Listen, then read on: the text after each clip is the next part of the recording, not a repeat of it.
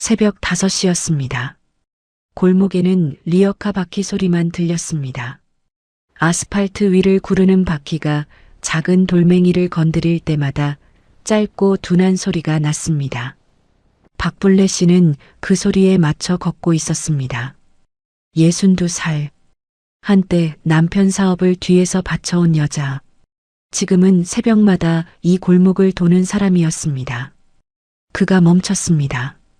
리어카 손잡이를 쥔 손이 그대로 굳었습니다. 10m 앞 골목 끝 재활용 수거함 앞에 누군가 서 있었습니다. 정장 코트, 반듯한 어깨, 등이 곧은 사람이었습니다. 여자가 천천히 돌아섰습니다. 그리고 안주머니에서 무언가를 꺼냈습니다. 낡고 모서리가 다른 봉투였습니다. 손때가 타 있었지만 풀칠한 부분은 그대로 붙어 있었습니다. 뜯긴 흔적이 없었습니다. 어머니, 저 이거 한 번도 안 뜯었어요. 박불래 씨는 그 봉투를 알고 있었습니다. 20년 전 자신이 직접 만들어 던진 것이었으니까요. 그 봉투 안에는 무엇이 들어 있었을까요?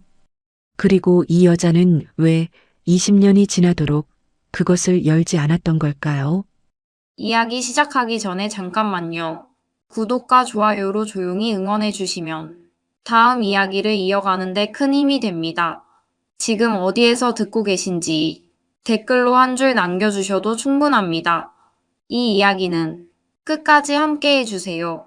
리어카 바퀴가 멈추자 골목이 조용해졌습니다. 박불래는 손잡이에서 손을 떼지 않았습니다. 장갑이 없는 오른손이 새벽 공기에 빨갛게 달아올라 있었습니다. 바람 한 점 없는 새벽이었는데도 손끝이 시렸습니다. 손가락 마디마디가 뻣뻣하게 굳어 있었습니다. 무릎도 좋지 않았습니다. 오르막에서 한 번씩 멈추게 되는 건 어쩔 수 없었습니다. 그래도 이 골목은 괜찮았습니다. 평지였고 가로등이 일정한 간격으로 서 있었고 새벽에 지나는 차가 없었습니다. 불레가 가장 오래 다닌 구역이었습니다. 처음에는 다른 수거인인 줄 알았습니다. 새벽에 이 골목을 도는 사람은 불레 혼자가 아니었습니다. 구역이 겹칠 때가 있었습니다. 그럴 때는 서로 눈을 피하며 지나치는 것이 불문율이었습니다. 먼저 온 사람이 먼저 가져가는 것이 규칙이었고 늦게 온 사람은 기다리거나 돌아가는 것이 예의였습니다. 불레는 리어카를 세우고 잠시 기다릴 생각이었습니다. 상대가 먼저 가면 그 다음에 가면 됐습니다. 서두를 이유가 없었습니다. 새벽 5시에 서두를 곳은 어디에도 없었습니다. 그런데 가까워질수록 아니라는 걸 알았습니다. 정장 코트였습니다. 무릎 아래까지 내려오는 짙은 남색. 새벽 가로등 불빛 아래서도 원단의 결이 보일 만큼 단정한 옷이었습니다. 구두 뒤꿈치가 아스팔트에 닿는 소리가 없었습니다. 서 있는 사람이었습니다. 움직이지 않는 사람이었습니다. 폐지를 수거하는 사람이 그런 옷을 입지는 않았습니다. 그런 자세로 서 있지도 않았습니다. 불레의 걸음이 느려졌습니다. 리어카 바퀴 소리도 느려졌습니다. 골목 끝 가로등 불빛이 그 사람의 어깨 위로 내려앉아 있었습니다. 여자가 돌아섰습니다. 불레는 그 순간 리어카 손잡이에 힘을 줬습니다. 쥐었다는 느낌이 들 정도로 꽉 쥐었습니다. 손잡이를 놓으면 뒤로 밀릴 것 같아서가 아니었습니다. 손잡이를 쥐고 있지 않으면 이 자리에 서 있을 이유를 찾을 수 없을 것 같아서였습니다. 몸이 어디로 가야 하는지 모르게 될 것 같아서였습니다. 여자의 얼굴이 가로등 불빛 안으로 들어왔습니다. 40이 넘은 얼굴이었습니다. 불레가 마지막으로 봤을 때보다 살이 약간 빠져 있었고 눈가에 잔줄이 생겼습니다. 입술이 얇아 보였습니다. 새벽 추위 때문인지 오래 서 있었기 때문인지 혈색이 많지 않았습니다. 그러나 불레는 알아봤습니다. 20년이 지났어도 알아볼 수 있는 얼굴이었습니다. 눈매가 바뀌지 않았습니다. 누군가를 기다릴 때 눈을 살짝 좁히는 방식이 바뀌지 않았습니다. 이지수였습니다. 불레의 손등 위로 힘줄이 올라왔습니다. 리어카 손잡이가 미세하게 삐걱 소리를 냈습니다. 지수는 먼저 말하지 않았습니다. 먼저 걷지도 않았습니다. 불레가 완전히 멈출 때까지 그냥 서 있었습니다. 그 기다림이 불레를 불편하게 만들었습니다. 화를 내거나 돌아서는 사람이었다면 불레도 다음을 알 수 있었을 텐데 지수는 그냥 기다리는 사람이었습니다. 20년 전에도 그랬습니다. 불레가 소리를 질러도 봉투를 던져도 지수는 먼저 말하지 않았습니다. 먼저 흔들리지 않았습니다. 그 방식이 불레를 오히려 더 힘들게 했습니다. 화를 낼 수 없게 만들었습니다. 지수가 천천히 코트 안주머니에 손을 넣었습니다. 그리고 봉투를 꺼냈습니다. 모서리가 달아 있었습니다. 손때가 타 있었습니다. 20년의 시간이 봉투 겉에 고스란히 남아 있었습니다. 그러나 봉투는 그대로였습니다. 풀칠한 부분이 그대로 붙어 있었습니다. 뜨린 흔적이 없었습니다. 한 번도 열리지 않은 봉투였습니다. 불레의 시선이 봉투에 닿는 순간 가슴 어딘가가 단단하게 조여드는 것 같았습니다. 숨을 들이쉬었습니다. 내쉬지 않았습니다. 새벽 공기가 폐 안에서 그대로 멈춰 있는 것 같았습니다. 지수는 봉투를 든 채로 불레를 바라보고 있었습니다. 말을 하려는 것인지 그냥 서 있는 것인지 알 수 없었습니다. 가로등 불빛이 봉투의 낡은 표면 위에 내려앉았습니다. 불레는 그 불빛을 봤습니다. 봉투를 봤습니다. 봉투의 모서리를 봤습니다. 새벽 골목은 조용했습니다. 바퀴 소리도 바람도 지나는 사람도 없었습니다. 두 사람 사이에는 차가운 공기만 있었습니다. 불레는 그 공기 속에서 리어카 손잡이를 쥐고 있었습니다. 오른손이 여전히 빨간 채로. 불레가 처음 지수를 본 건 봄이었습니다. 아들 민준이 데려왔을 때 지수는 현관에서 한 발짝 들어서며 고개를 숙였습니다. 어머니, 안녕하세요. 목소리가 작지 않았습니다. 또렷하게 들렸습니다. 그러나 눈을 마주치는데 시간이 걸렸습니다. 잠깐이었지만 불레는 그 잠깐을 봤습니다. 불레는 그런 것을 보는 사람이었습니다. 그리고 지수의 손을 봤습니다. 손끝이 거칠었습니다. 손마디가 굵었습니다. 일한 손이었습니다. 오래, 많이 일한 손이었습니다. 불레는 그걸 알아봤습니다. 알아봤기 때문에 더 조여드는 것이 있었습니다. 오래전 자신이 처음 이 집 현관에 들어섰을 때를 떠올렸습니다. 그때도 손끝이 거칠었습니다. 그때도 눈을 마주치는데 시간이 걸렸습니다. 그때도 목소리는 작지 않았지만 어딘가 단단하게 눌려 있었습니다. 불레는 그 기억을 빠르게 지나쳤습니다. 오래 붙들고 있을 기억이 아니었습니다. 부엌으로 들어가면서 지수에게 짐 정리하라고 했습니다. 남편 박태수는 거실 소파에 앉아 있었습니다. 지수가 들어오던 날 태수는 말이 많아졌습니다. 밥은 먹었냐? 오는 길에 힘들지 않았냐? 어머니한테 인사 잘 드려라. 목소리가 밝았습니다. 불레는 부엌에서 그 목소리를 들으며 냄비 뚜껑을 들었다 놓았습니다. 뚜껑이 냄비 가장자리에 부딪히며 짧은 쇳소리를 냈습니다. 불레는 그 소리를 들으면서 태수가 그런 말을 하는 걸 들은 게 언제였는지 기억을 더듬었습니다. 20년이었습니다. 20년 동안 불레에게 그런 말을 한 적이 없는 사람이었습니다. 뚜껑을 닫았습니다. 국 끓는 소리만 들렸습니다. 불레가 지수에게 처음 소리를 지른 건 결혼 3개월째 되던 날이었습니다.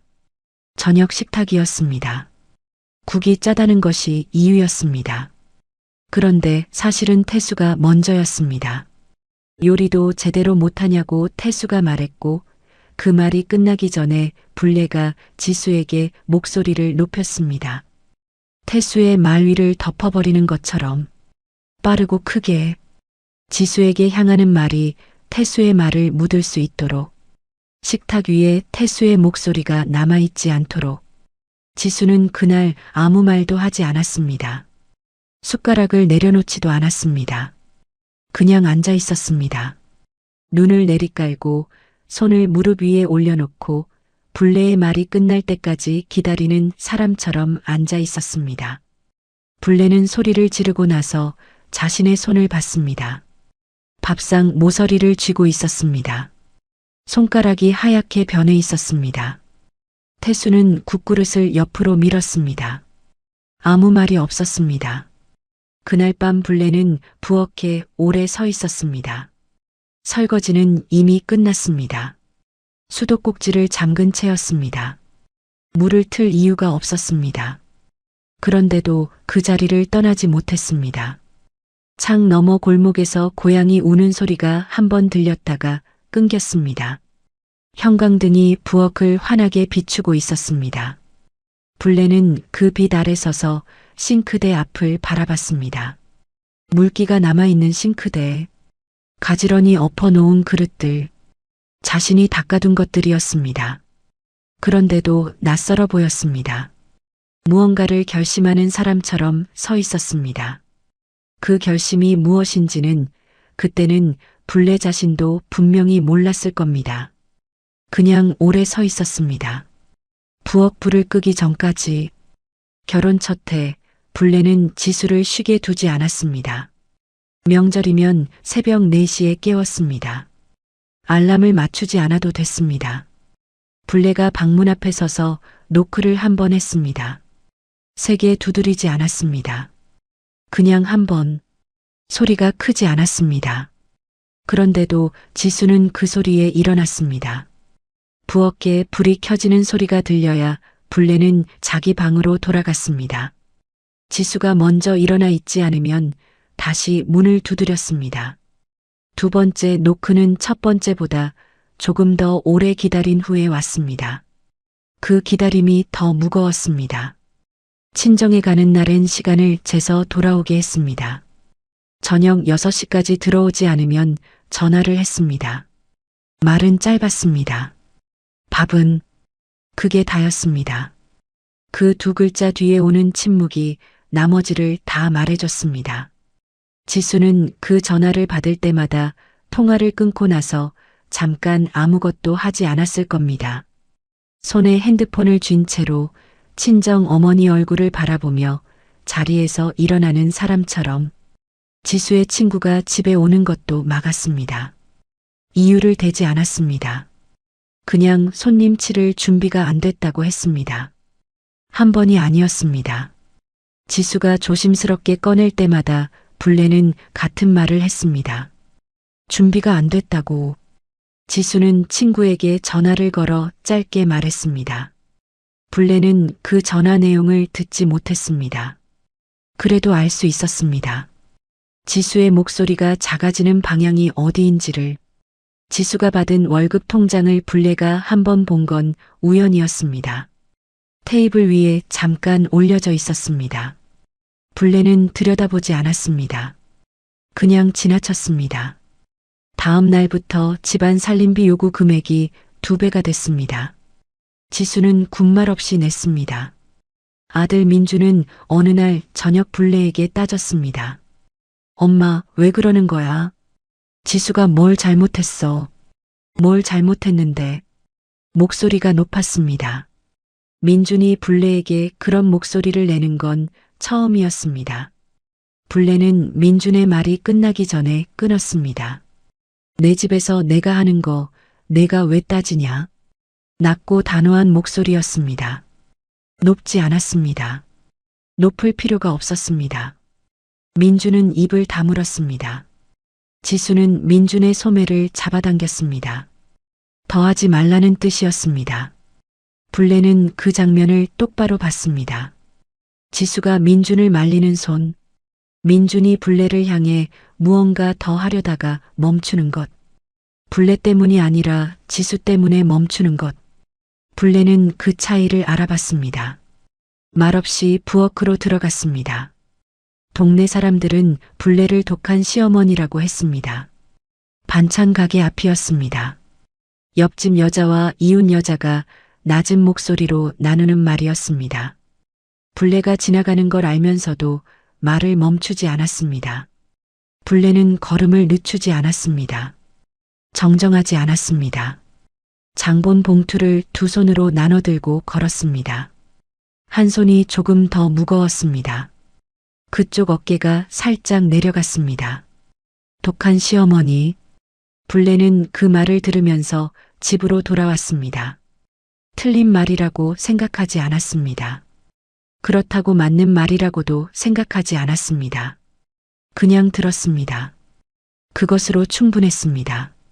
민준이 지수에게 처음으로 우리 나가서 살자고 한 건 그의 가을이었습니다. 밤이었습니다. 방문이 닫혀 있었습니다. 불내는 부엌에서 물을 마시러 나왔다가 복도에서 그 목소리를 들었습니다. 민준의 목소리였습니다. 작게 말하는 사람처럼 들렸지만 복도에서는 다 들렸습니다. 지수야, 우리 나가서 살자. 이러고 살면 안 되잖아. 지수는 대답하지 않았습니다. 한참이 지나도록 아무 소리가 없었습니다. 물컵을 든 채로 복도에 서 있었습니다. 물을 마시지 않았습니다. 발소리를 내지 않았습니다. 방 안에서 창문이 열리는 소리가 났습니다. 가을바람이 방 안으로 들어가는 소리가 났습니다. 지수가 창밖을 바라보고 있는 것 같았습니다. 그 침묵이 무슨 뜻인지 불내는 알 것 같았습니다. 물컵을 싱크대에 내려놓았습니다. 소리가 나지 않도록 천천히 내려놓았습니다. 그리고 자기 방으로 돌아갔습니다. 그날 밤부터 불내의 행동이 바뀌었습니다. 더 독해진 것이 아니었습니다. 더 빨라졌습니다. 마치 시간이 없는 사람처럼, 무언가를 끝내야 하는 사람처럼 반찬을 더 자주 치웠습니다. 지수에게 잔소리를 더 자주 했습니다. 목소리를 더 자주 높였습니다. 그러나 불내의 눈은 지수를 향하지 않을 때가 많았습니다. 지수에게 소리를 지르면서도 시선은 다른 곳을 향하고 있었습니다. 민주는 그것을 눈치채지 못했습니다. 지수는 눈치챘을 수도 있었습니다. 그날은 저녁이었습니다. 지수가 싱크대 앞에 서서 설거지를 하고 있었습니다. 그릇이 물에 잠기고 헹궈지는 소리가 부엌을 채우고 있었습니다. 규칙적인 소리였습니다. 끊기지 않는 소리였습니다. 불내는 거실 소파에 앉아 텔레비전을 보고 있었습니다. 화면에 무엇이 나오는지 보지 않았습니다. 소리만 들렸습니다. 텔레비전 소리와 부엌에서 들려오는 물소리가 섞여 있었습니다. 남편 태수가 자기 방에서 나왔습니다. 슬리퍼 소리가 났습니다. 거실을 지나는 소리가 났습니다. 불내는 고개를 들지 않았습니다. 화면을 보고 있는 것처럼 앉아 있었습니다. 슬리퍼 소리가 부엌 쪽으로 갔습니다. 멈췄습니다. 불내는 고개를 들지 않은 채로 보고 있었습니다. 소파에서 부엌 입구가 시야 끝에 걸렸습니다. 태수가 부엌 문 앞에 서 있었습니다. 그리고 안으로 들어갔습니다. 지수 옆에 섰습니다. 가까이. 수고해. 목소리가 가벼웠습니다. 아무것도 아닌 것처럼 말하는 목소리였습니다. 그러나 그 두 글자가 거실까지 들렸습니다. 불내의 귀에 닿았습니다. 불내는 텔레비전 리모컨을 쥐고 있었습니다. 리모컨 버튼이 손바닥에 눌렸습니다. 지수의 몸이 살짝 틀렸습니다. 어깨가 앞으로 당겨지는 것 같은 움직임이었습니다. 물을 잠그려는 것도 아니었고 다른 그릇을 집으려는 것도 아니었습니다. 그냥 몸이 틀렸습니다. 자연스럽지 않은 움직임이었습니다. 불내는 그것을 봤습니다. 소파에서 그것을 봤습니다. 불내는 소파에서 일어났습니다. 부엌으로 걷는 걸음이 빠르지 않았습니다. 급하게 보이지 않도록 걸었습니다. 그러나 목소리는 컸습니다. 걸으면서 말했습니다. 민준이 술 사온다고 했는데 안주 준비해야지. 거기서 뭐해? 부엌 안으로 들어서면서 말했습니다. 소리가 물소리를 덮었습니다. 지수가 돌아봤습니다. 태수가 손을 걷었습니다. 불레는 냉장고 문을 열었습니다. 냉장고 안을 들여다봤습니다. 차가운 공기가 얼굴로 나왔습니다. 불레는 그 냉기를 정면으로 받으며 숨을 골랐습니다. 천천히 들이쉬고 내쉬고 찬장 위 형광등이 미세하게 떨리는 소리가 났습니다. 냉장고 안의 불빛이 불레의 얼굴을 하얗게 비쳤습니다. 태수의 슬리퍼 소리가 다시 났습니다. 부엌에서 나가는 소리였습니다. 거실을 지나는 소리가 났습니다. 방으로 돌아가는 소리가 났습니다. 방문이 닫혔습니다. 불레는 냉장고에서 두부 한 모를 꺼내 도마 위에 올렸습니다. 칼을 들었습니다. 썰기 시작했습니다. 칼이 도마에 닿는 소리가 규칙적으로 났습니다. 지수는 다시 설거지를 시작했습니다. 물소리가 돌아왔습니다. 두 사람은 같은 부엌에서 아무 말도 하지 않았습니다. 물소리와 칼소리가 섞였습니다. 창밖에는 이미 어둠이 내려앉아 있었습니다. 그날 밤 민준에게서 연락이 왔습니다. 술자리가 길어진다고 했습니다. 불레는 메시지를 확인하고 지수의 방 앞으로 갔습니다. 복도가 조용했습니다. 방 안에 불이 켜져 있었습니다. 문틈 아래로 불빛이 새어나왔습니다. 불레는 문을 두드렸습니다. 한번 오늘 친정 가 있어. 이유를 묻기 전에 문을 닫았습니다. 복도에 잠깐 서 있었습니다. 방 안에서 아무 소리가 없었습니다. 불레는 자기 방으로 돌아갔습니다. 얼마 지나지 않아 현관 쪽에서 소리가 났습니다. 신발장 문이 열리는 소리, 신발을 꺼내는 소리, 문이 열리는 소리, 그리고 닫히는 소리. 불레는 자기 방 안에 있었습니다. 소리만 들었습니다. 현관문이 닫히고 나서 잠깐 집안이 완전히 조용해졌습니다. 텔레비전도 꺼져 있었습니다. 부엌에도 아무도 없었습니다. 태수의 방에서도 소리가 없었습니다. 불레는 그 조용함 속에 있었습니다. 자리에서 일어났습니다. 남편 태수의 방 앞으로 걸어갔습니다. 복도가 어두웠습니다. 태수의 방 문틈 아래로 불빛이 새어나오고 있었습니다. 텔레비전 소리가 작게 들렸습니다. 불레는 문 앞에 섰습니다. 손을 들었습니다. 문에 닿기 직전에 손을 걷었습니다. 그대로 서 있었습니다. 문 안에서 텔레비전 소리가 들렸습니다. 뉴스 앵커의 목소리가 낮고 일정하게 이어졌습니다. 불레는 그 목소리를 들으면서 서 있었습니다. 손을 내렸습니다. 주먹을 쥐었다가 폈습니다. 자기 방으로 돌아갔습니다. 불을 켜지 않았습니다. 창문을 통해 골목 가로등 불빛이 방 안으로 들어왔습니다. 불레는 그 불빛 속에 서 있었습니다. 침대에 앉지 않았습니다. 그냥 서 있었습니다. 창밖에서 바람 소리가 났습니다. 가을 바람이었습니다. 지수가 열었던 방 창문과 같은 방향의 바람이었습니다. 그의 겨울이었습니다. 불레는 아침 일찍 서랍을 열었습니다. 제일 아래 서랍이었습니다. 평소에는 잘 열지 않는 서랍이었습니다. 안에는 통장 몇 개와 서류 봉투 하나가 들어 있었습니다. 불레는 서류 봉투를 꺼냈습니다. 무릎 위에 올려놓고 한동안 바라봤습니다. 봉투 안에 무엇이 들어 있는지는 불레만 알고 있었습니다. 민준도 몰랐습니다. 태수는 더욱 몰랐습니다. 불레는 봉투 겉면에 무언가를 적었습니다. 천천히 썼습니다. 글씨가 반듯하지 않았습니다. 손이 조금 떨렸기 때문이었습니다. 다 쓰고 나서 접었습니다. 봉투 안에 넣었습니다. 풀칠을 했습니다. 손으로 꾹 눌러 붙였습니다. 봉투를 뒤집어 보았습니다. 앞면을 보았습니다. 그리고 서랍 위에 올려두었습니다. 민준이 없는 날을 골랐습니다.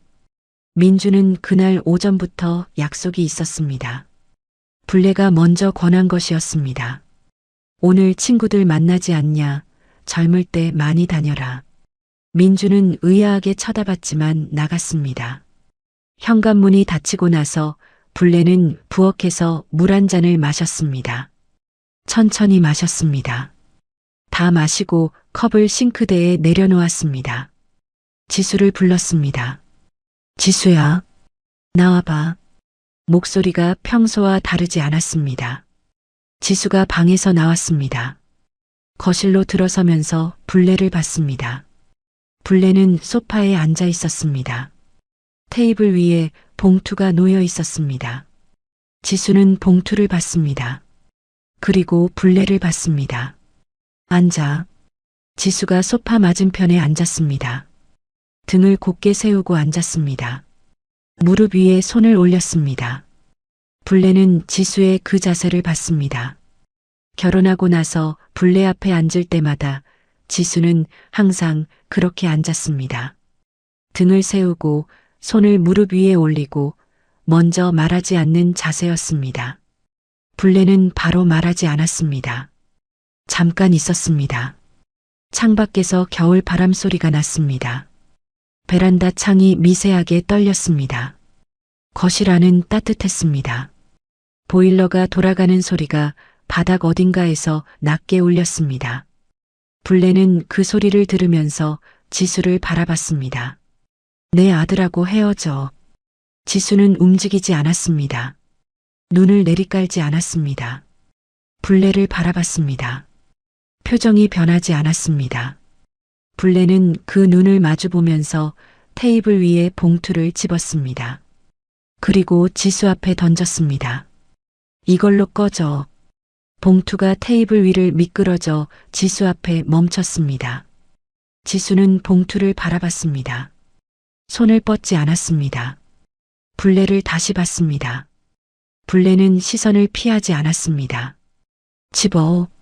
지수는 봉투를 집었습니다. 들었습니다. 두꺼웠습니다. 안을 열려는 것처럼 손가락이 봉투 입구로 갔습니다. 그러다 멈췄습니다. 열지 않았습니다. 그냥 들고 일어섰습니다. 불레는 소파에 앉은 채로 있었습니다. 지수가 자기 방으로 들어가는 소리가 났습니다. 서랍이 열리고 닫히는 소리가 났습니다. 옷장 문 소리가 났습니다. 불레는 그 소리들을 들었습니다. 하나씩 들었습니다. 짐을 싸는 소리였습니다. 빠르지 않았습니다. 급하지 않은 사람처럼 움직이는 소리였습니다. 얼마 지나지 않아 방문이 열렸습니다. 지수가 거실을 지나갔습니다. 작은 가방 하나를 들고 있었습니다. 현관으로 갔습니다.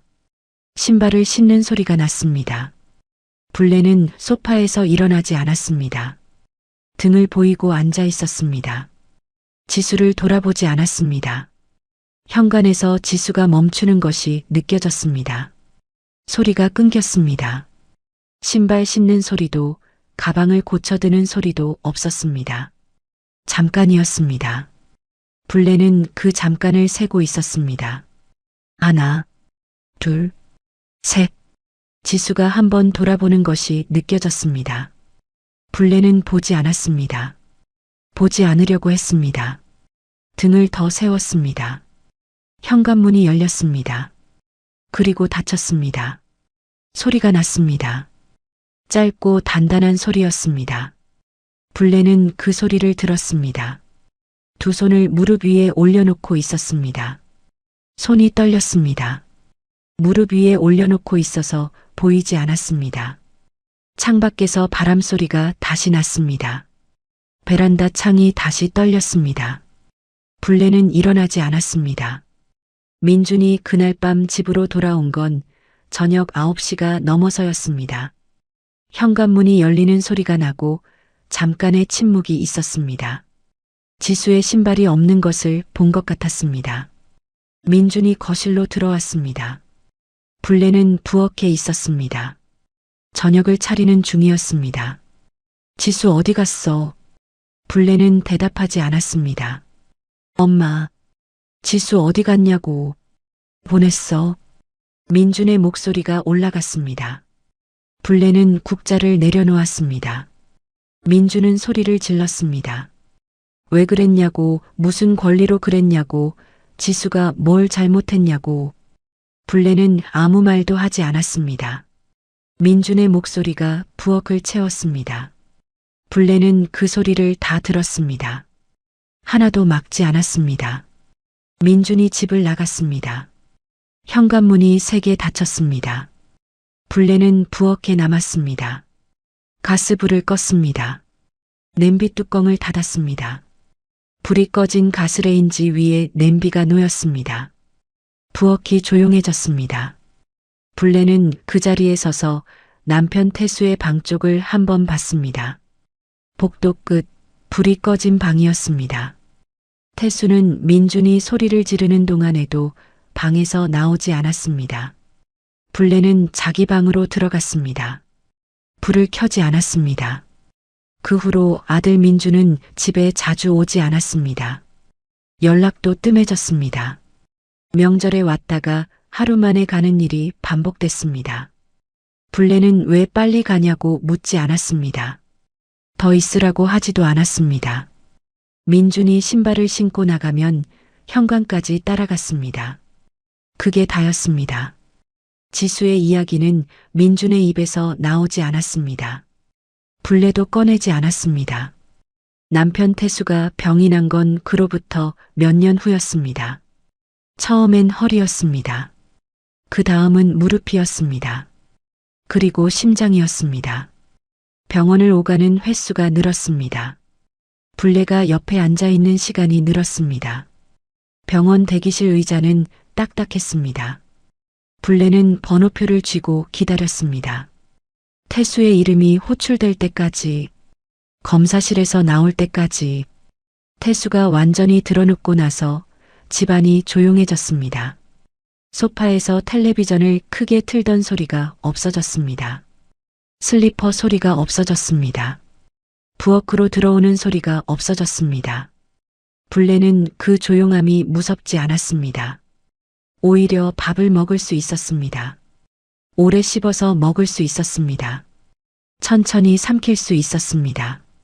무서운 것과 편한 것이 같은 모양일 수 있다는 걸 불레는 그때 알았습니다. 간병은 불레가 혼자 했습니다. 민주는 멀리 살았습니다. 자주 올 수 없었습니다. 불레는 오라고 하지 않았습니다. 태수의 기저귀를 갈고 약을 먹이고 몸을 닦았습니다. 매일 했습니다. 계절이 바뀌는 동안 계속했습니다. 태수가 죽기 이틀 전이었습니다. 태수가 불레를 불렀습니다. 목소리가 가늘었습니다. 불레는 침대 옆에 앉았습니다. 태수가 천장을 바라보면서 말했습니다. 그 아이는 잘 있냐? 불레는 대답하지 않았습니다. 어떤 아이를 말하는지 물어보지 않아도 알았습니다. 태수는 더 묻지 않았습니다. 불레도 더 말하지 않았습니다. 그게 태수와 나눈 마지막 대화였습니다. 태수가 죽고 나서 불레는 장례를 치렀습니다. 민준이 내려왔습니다. 사흘 동안 옆에 있었습니다. 장례가 끝나고 민준이 다시 올라가던 날 불레는 현관까지 따라 나갔습니다. 민준이 엘리베이터를 기다리면서 불레를 봤습니다. 무언가 말하려는 것 같았습니다. 엘리베이터 문이 열렸습니다. 민준이 탔습니다. 문이 닫혔습니다. 불레는 현관 앞에 서 있었습니다. 엘리베이터 층수가 내려가는 소리를 들었습니다. 아들 민준이 쓰러진 건 태수가 죽고 2달이 지난 뒤였습니다. 심장이었습니다. 직장에서 쓰러졌다고 했습니다. 불레는 전화를 받고 택시를 탔습니다. 병원까지 가는 동안 택시 창밖을 바라봤습니다. 기도하지 않았습니다. 그냥 창밖을 봤습니다. 민주는 중환자실에 있었습니다. 불레는 유리창 너머로 봤습니다. 기계들이 민준의 몸에 연결되어 있었습니다. 기계 소리가 규칙적으로 났습니다. 불레는 그 소리를 들으면서 서 있었습니다. 사흘이 지났습니다. 민준이 한번 깨어났습니다. 눈을 뜨고 불레를 봤습니다. 입술이 움직였습니다. 불레는 민준의 손을 잡았습니다. 민준의 손이 불레의 손을 쥐는 힘이 약했습니다. 말소리가 나오지 않았습니다. 입술만 움직였습니다. 불레는 그 입술을 읽으려고 했습니다. 읽을 수 없었습니다. 기계 소리만 들렸습니다. 민준이 눈을 감았습니다. 기계 소리가 달라졌습니다. 간호사들이 들어왔습니다. 불레는 민준의 손을 쥔 채로 있었습니다. 옆으로 비켜야 했습니다. 불레는 손을 놓았습니다. 병원 복도 의자에 오래 앉아 있었습니다. 가방을 무릎 위에 올려놓고 있었습니다. 창밖에 오후 햇빛이 들어왔습니다. 복도를 지나는 사람들이 있었습니다. 아무도 불레 옆에 앉지 않았습니다. 아무도 오지 않았습니다. 불레는 그 자리에 앉아서 민준의 입술을 다시 생각해 봤습니다. 무슨 말을 하려 했는지 끝내 알 수 없었습니다. 그 후로 일들이 빠르게 정리됐습니다. 남편 태수가 남긴 빚이 있었습니다. 불레가 모르는 빚이었습니다. 사업을 접은 후에 생긴 것들이었습니다. 집이 넘어갔습니다. 불레는 서류에 도장을 찍었습니다. 손이 떨리지 않았습니다. 이미 떨 힘이 없었습니다. 반지하로 갔습니다. 습기가 많았습니다. 겨울에 벽에 물이 맺혔습니다. 그 다음엔 쪽방으로 갔습니다. 좁았습니다. 그 다음엔 지금의 골목 근처로 왔습니다. 반지하보다는 조금 나았습니다. 리어카를 끌기 시작한 건 그해 겨울부터였습니다. 처음엔 무거웠습니다. 무릎이 버텨주지 않았습니다. 파스를 붙이고 나갔습니다. 한 달이 지나고 두 달이 지나면서 몸이 익숙해졌습니다. 무거운 것도 새벽의 추위도 사람들의 시선도 익숙해졌습니다. 어느 날 밤 잠이 오지 않아 천장을 보다가 불레는 이런 생각을 했습니다. 봉투 안에 자신이 무엇을 넣었는지 지수가 알기는 했을까? 뜯어봤을까? 아니면 버렸을까? 아니면 아직 가지고 있을까? 생각했습니다. 그리고 천장을 계속 봤습니다. 대답은 없었습니다. 새벽이 올 때까지 천장을 봤습니다. 새벽 골목이었습니다. 지수가 봉투를 내밀었습니다. 두 손으로 들고 있었습니다. 불레 쪽으로 내미는 것이었습니다. 불레는 받지 않았습니다. 리어카 손잡이를 쥔 채로 있었습니다. 손잡이가 차가웠습니다. 쇠냄새가 손바닥에 배어 있었습니다. 불레는 그 냄새를 맡으면서 봉투를 받습니다. 어머니, 저 이거 한 번도 안 뜯었어요. 지수의 목소리가 낮았습니다. 떨리지 않았습니다.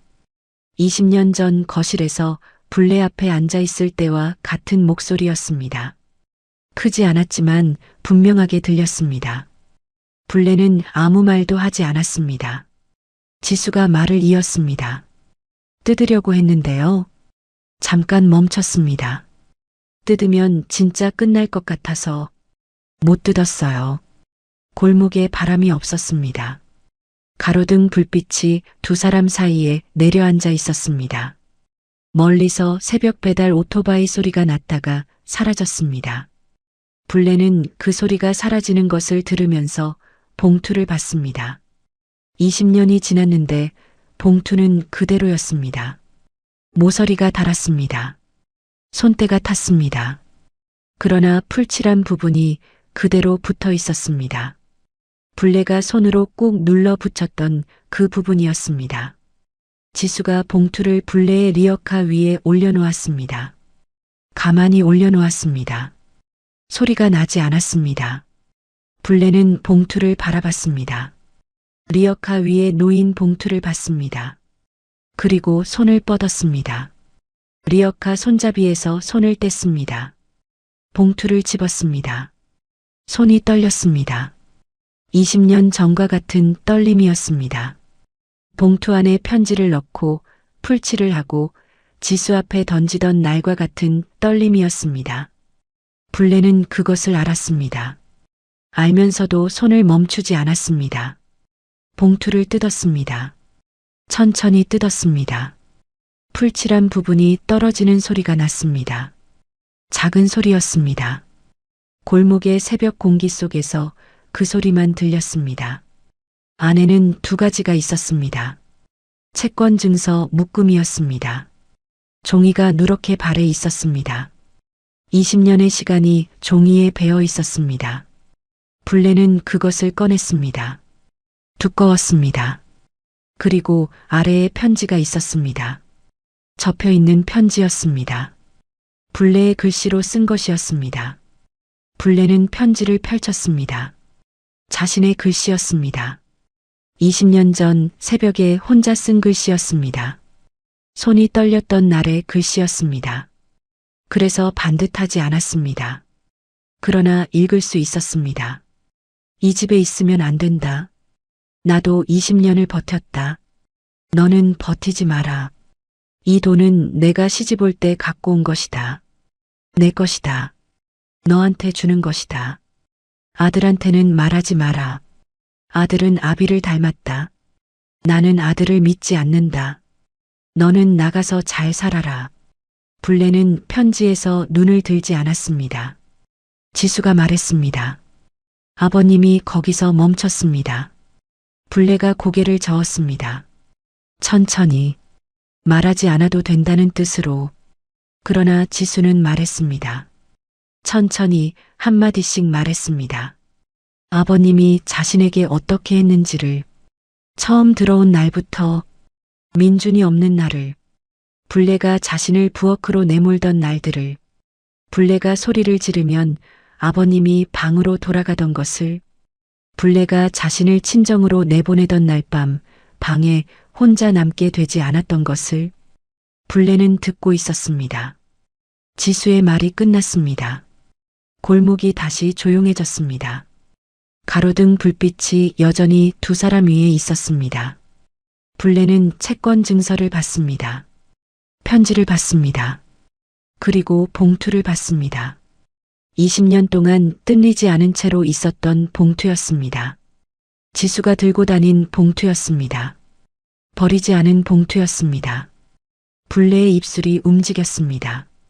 소리가 나오지 않았습니다. 그리고 주저앉았습니다. 리어카 옆이었습니다. 아스팔트 위였습니다. 무릎이 차가운 바닥에 닿았습니다.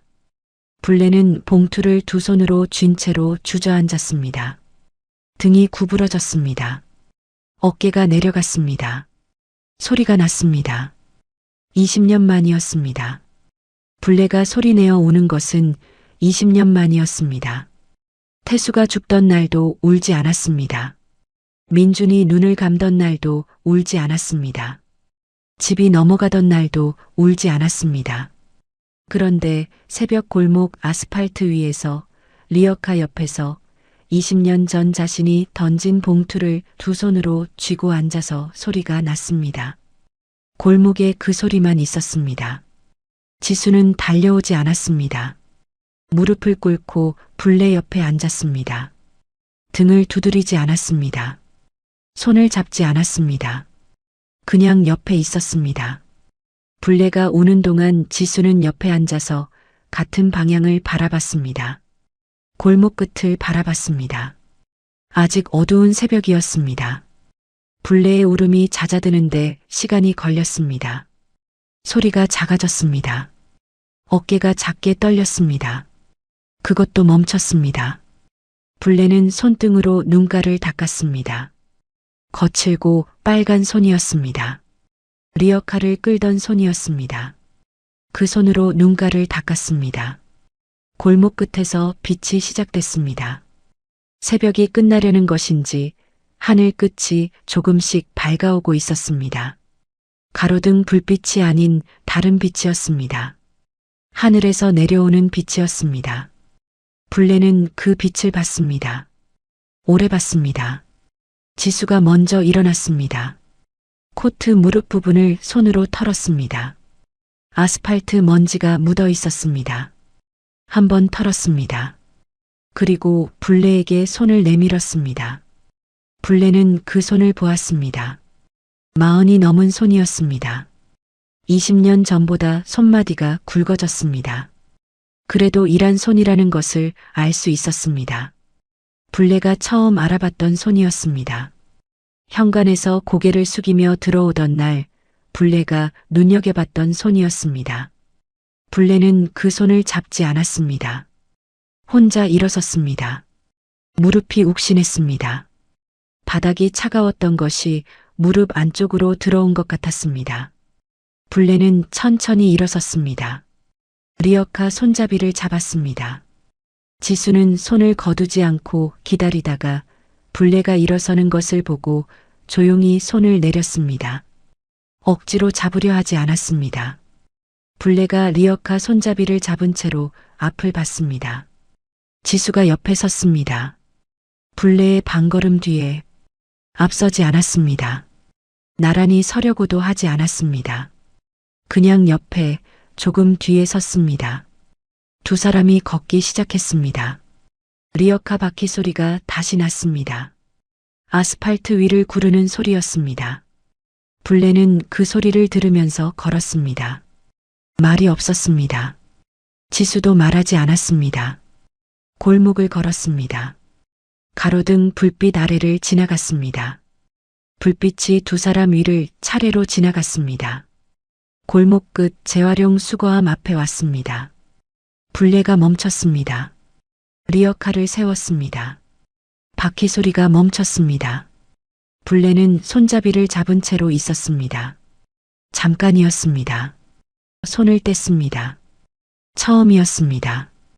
이 골목에서 리어카 손잡이에서 먼저 손을 뗀 적이 없었습니다. 항상 리어카를 세우고 폐지를 실으면서 손잡이에서 손을 뗐습니다. 그러나 지금은 폐지가 없었습니다. 아무것도 씻지 않은 채로 손잡이에서 손을 뗐습니다. 지수는 보고 있었습니다. 아무 말도 하지 않았습니다. 불레가 걷기 시작했습니다. 리어카를 두고 걷기 시작했습니다. 수거함 앞에 리어카를 세워두고 몸만 앞으로 걸어갔습니다. 걸음이 빠르지 않았습니다. 무릎이 좋지 않아서이기도 했고 그럴 이유가 없어서이기도 했습니다. 그냥 걸었습니다.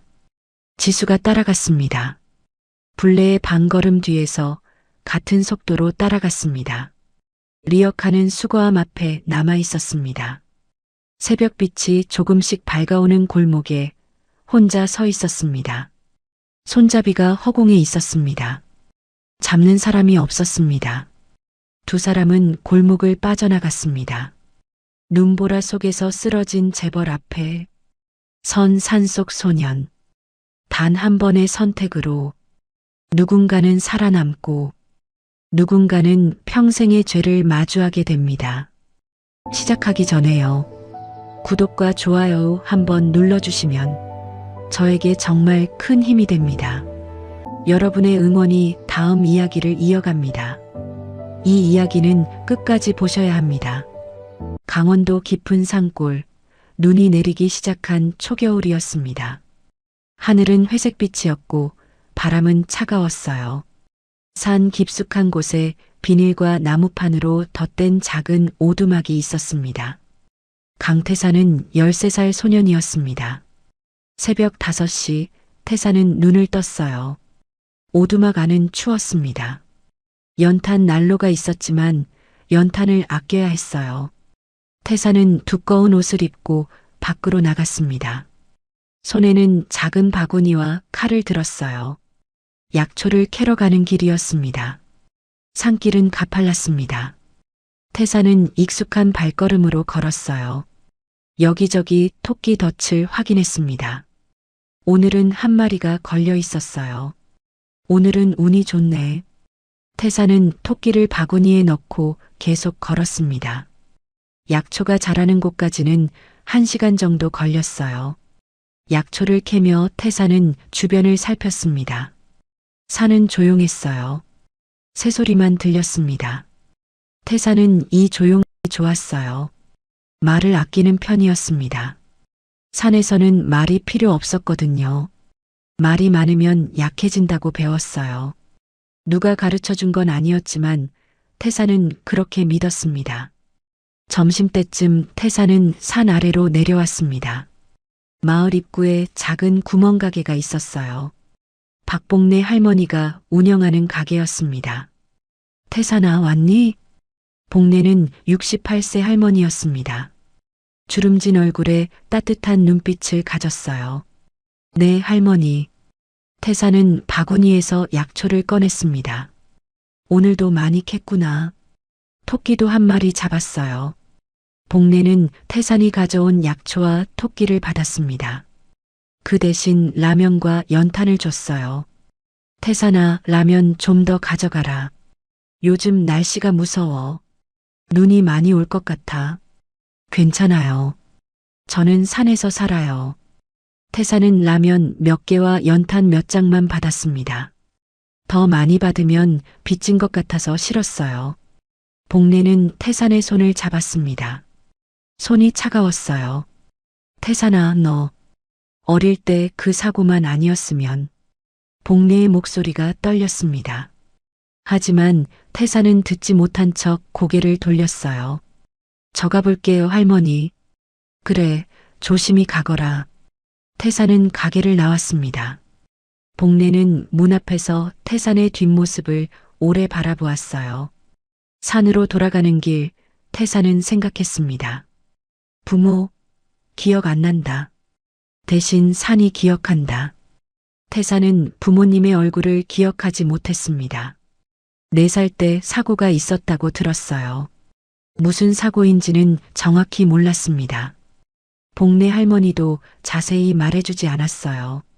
오두막으로 돌아온 태사는 연탄을 난로에 넣었습니다. 불이 붙자 방이 조금씩 따뜻해졌어요. 벽에는 낡은 목걸이 하나가 걸려 있었습니다. 철로 된 펜던트요. 태산이 유일하게 가진 물건이었습니다. 어디서 왔는지 모르는 목걸이였습니다. 복래 할머니가 태산을 처음 발견했을 때 목에 걸려 있었다고 했어요. 태산은 가끔 펜던트를 만졌습니다. 차가운 금속이 손에 닿았어요. 펜던트 뒷면에는 작은 글자가 새겨져 있었습니다. 하지만 태사는 그 의미를 몰랐어요.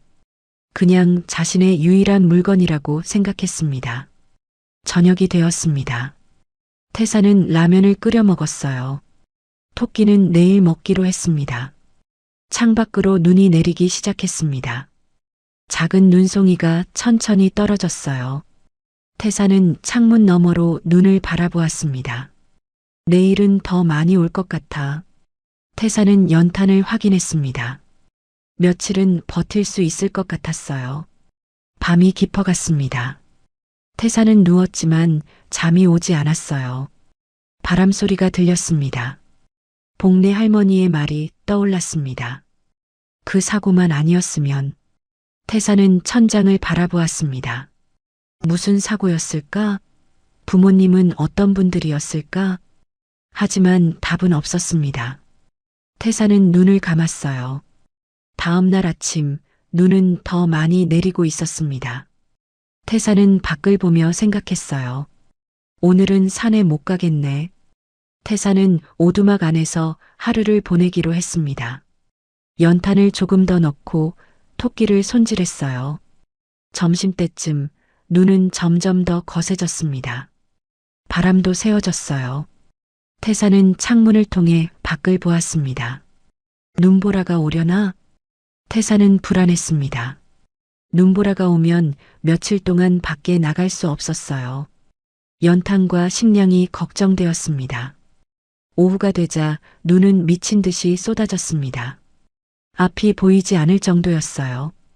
바람은 오두막을 흔들었습니다. 태사는 난로 앞에 앉아 있었습니다.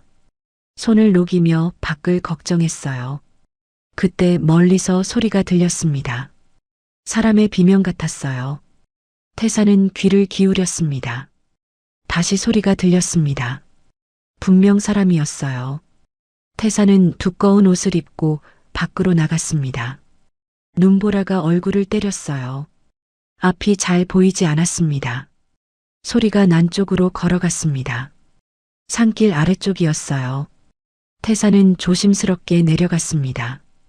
그리고 눈밭에서 쓰러진 사람을 발견했습니다. 태사는 눈밭에 쓰러진 사람에게 다가갔습니다. 노인이었어요. 고급 코트를 입고 있었고 가죽 장갑을 끼고 있었습니다. 손목에는 비싼 시계가 차여 있었어요. 산에 어울리지 않는 사람이네. 태사는 노인의 상태를 확인했습니다. 숨은 쉬고 있었지만 얼굴이 새파랬어요. 입술은 보라색이었습니다. 저체온증이었어요. 노인의 손에는 작은 기계가 쥐어져 있었습니다. 위성 전화기였어요. 화면이 켜져 있었습니다. 태사는 화면을 보았습니다. 이름 하나가 떠 있었어요. 윤도균. 그 이름 밑에는 작은 글씨로 대륙건설 회장이라고 적혀 있었습니다. 태산의 귀가 웅하고 울렸습니다. 머릿속이 하얘졌어요. 대륙건설? 태산은 그 이름을 알고 있었습니다.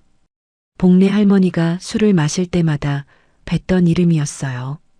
그 대륙건설이 너희 부모 잡아먹은 거야. 산을 갈아엎다가. 할머니는 늘 그렇게 말하다가 울었습니다. 태사는 자세한 얘기를 들어본 적이 없었어요.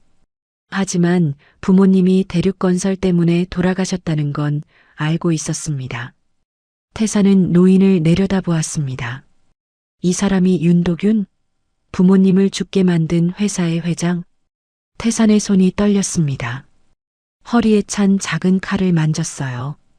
이 사람을 그냥 두면 죽는다. 눈보라는 점점 더 거세졌습니다. 이대로 두면 노인은 1시간도 버티지 못할 거였어요. 살리면 또 누군가가 죽는다. 태사는 부모님을 떠올렸습니다. 기억나지 않는 얼굴, 들어본 적 없는 목소리. 하지만 분명 존재했던 사람들이었어요. 죽이면 내가 사람이 아니다. 태사는 혼란스러웠습니다. 손이 계속 떨렸어요. 그때 노인이 희미하게 눈을 떴습니다. 초점 없는 눈빛이었어요. 물 좀. 노인의 목소리는 가늘게 떨렸습니다. 태사는 칼을 만지작거렸습니다. 지금 이 순간 선택해야 했어요.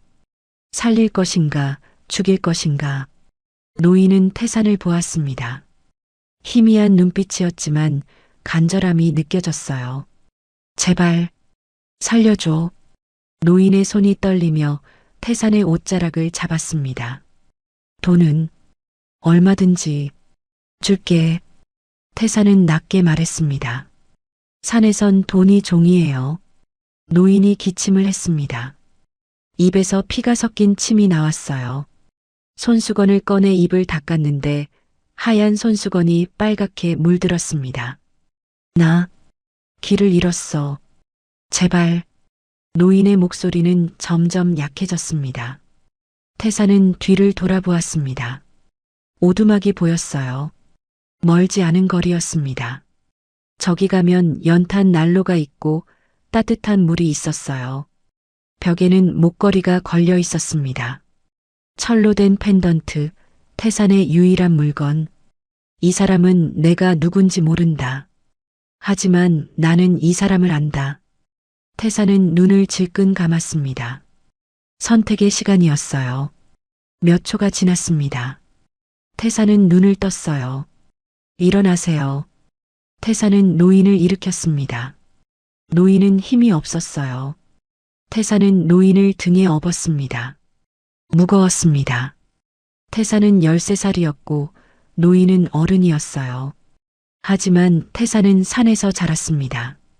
힘이 있었어요. 눈보라를 헤치며 태산은 오두막으로 향했습니다. 한 걸음 한 걸음이 힘들었어요. 바람이 거세게 불었고 눈이 얼굴을 때렸습니다. 10분쯤 걸어 오두막에 도착했습니다. 태산은 노인을 안으로 들였어요. 문을 닫자 바람소리가 줄어들었습니다. 태산은 노인을 난로 옆에 눕혔습니다. 그리고 연탄을 더 넣었어요. 불길이 커졌습니다. 노인은 의식이 희미했습니다. 눈을 감고 있었어요. 태사는 물을 데웠습니다. 약초를 넣어 차를 만들었어요. 따뜻한 차를 노인의 입에 조금씩 흘려 넣었습니다. 노인은 천천히 삼켰습니다. 1시간쯤 지나자 노인의 얼굴에 약간 혈색이 돌았습니다. 숨도 고르게 쉬기 시작했어요. 태사는 벽에 기대어 앉았습니다. 노인을 바라보았어요. 왜 살렸을까? 태사는 스스로에게 물었습니다. 대답은 명확하지 않았어요. 복수할 수도 있었는데. 하지만 태사는 알고 있었습니다. 복수는 자신을 더 비참하게 만들 거라는 걸 말이에요. 밤이 되었습니다. 눈보라는 계속되었어요. 태사는 노인을 지켜보며 앉아 있었습니다. 노인이 가끔 중얼거렸습니다. 미안하다. 미안해. 무슨 말인지 알 수 없었습니다. 태사는 듣지 않으려 했어요. 하지만 칼은 여전히 허리에 차고 있었습니다. 완전히 내려놓지는 못한 거였어요. 새벽이 다가왔습니다.